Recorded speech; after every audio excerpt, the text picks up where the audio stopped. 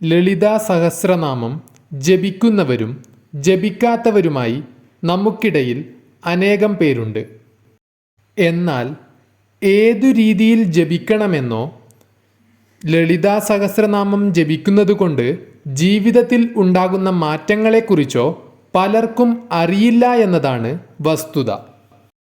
ലളിതാ സഹസ്രനാമം എങ്ങനെ ജപിക്കണമെന്നും എപ്പോൾ ജപിക്കാമെന്നും ലളിതാ സഹസ്രനാമം ജപിക്കുന്നതുകൊണ്ട് നമുക്ക് ജീവിതത്തിലുണ്ടാകുന്ന ഗുണങ്ങളെക്കുറിച്ചും ഇന്ന് മനസ്സിലാക്കാം. നിത്യവും അതിരാവിലെ സ്നാനം ചെയ്ത് ശരീരശുദ്ധി വരുത്തിയ ശേഷം നിലവിളക്ക് തെളിയിച്ച് അതിനു മുന്നിൽ സൗകര്യപ്രദമായി ഇരുന്നുകൊണ്ട് ധ്യാന ശ്ലോകം ഭക്തിപൂർവം ജപിക്കാവുന്നതാണ്. മനസ്സിനെ ഏകാഗ്രമാക്കിക്കൊണ്ടാണ് ധ്യാന ശ്ലോകം ജപിക്കേണ്ടത്. മനസ്സ് ലളിതാംബികയിൽ ലയിക്കും തോറും ശരീരത്തിൻ്റെ ഭാരം കുറയുന്നതായി അനുഭവപ്പെടും. ശ്രീചൈതന്യത്തെ മനസ്സിൽ ഉറപ്പിച്ച ശേഷം സഹസ്രനാമ ജപം ആരംഭിക്കാവുന്നതാണ്.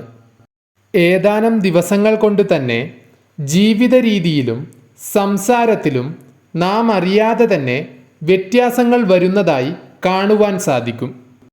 നാമം മനസ്സിൽ ഉറച്ചു കഴിഞ്ഞാൽ ഓരോ നാമത്തിനും ഓരോ പുഷ്പങ്ങൾ വീതം അർച്ചിക്കാവുന്നതാണ്.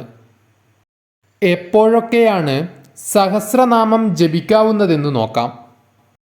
എല്ലാ ദിവസവും രാവിലെയും വൈകിട്ടും സഹസ്രനാമ ജപം നടത്തുന്നത് ഏറ്റവും വേഗം ഉത്തമ ഫലം നൽകുന്നതാണ്. അല്ലാത്ത പക്ഷം വെള്ളിയാഴ്ചകളിലോ അമാവാസി പൗർണമി ദിനങ്ങളിലോ സംക്രമ ദിവസമോ ജപിക്കുന്നതും ഉത്തമമാണ്.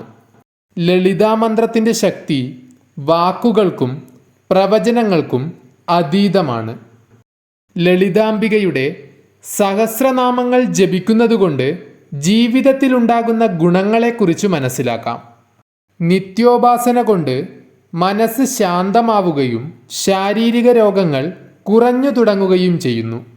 ക്രമേണ ജപിക്കുന്ന നേരത്ത് ഒരു ഊർജപ്രവാഹം നമുക്ക് ചുറ്റും വലയം ചെയ്യുന്നതായി കാണുവാൻ സാധിക്കും. ഇതുവരെ അനുഭവിക്കാത്ത ഒരു ആനന്ദത്തിൽ നാം ലയിക്കുന്നതായി തോന്നും. അർത്ഥം കൂടി അറിഞ്ഞു ജപിച്ചാൽ ജ്ഞാനം അത്ഭുതകരമായി വർദ്ധിക്കുന്നതാണ്. എല്ലാ അറിവുകളും സ്വായത്തമാകും. സമ്പത്തും ഐശ്വര്യവും വർദ്ധിക്കുന്നതായി അനുഭവപ്പെടുന്നു. ചിട്ടയായ രീതിയിലും അർപ്പണബോധത്തോടുകൂടിയും ലളിതാ സഹസ്രനാമം ജപിക്കുന്നത് മൂലം ആയുസ്സും ആരോഗ്യവും ലഭിക്കുന്നു. ഉപാസകർ മാതൃപിതൃ ഭക്തരും കൂടിയാകുന്നു. ഏറ്റവും അവസാനം ഉപാസകന് സായുജ്യവും ലഭിക്കുന്നു.